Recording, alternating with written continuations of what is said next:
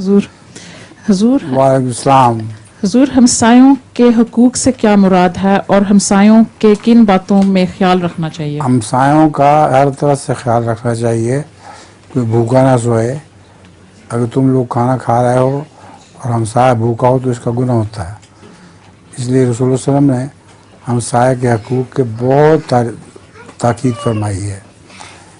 مگر آپ کے نزدیک تو ہمسایہ بہت دور تک چلتا تھا. 70 کو تک بھی ہمسایہ ہوتا تھا. تو آپ یہاں تو نہیں کر سکتی کیونکہ یہاں غربت نہیں ہے، مگر ہو سکتا ہو خیال رکھنا چاہیے. تو ہمسایوں کے لیے جو بھیجتے ہیں وہ ہم غیر ملکوں میں، غریب ملکوں میں بھیج دیتے ہیں. ہم عید پہ بھی ہمسایوں کو کھانا بھیجتے ہیں. عید پہ جو ہے کھانا دیتے ہیں وہ صدقے کے طور پہ نہیں ہے. ویسے نہیں، ویسے ٹھیک ہے. اور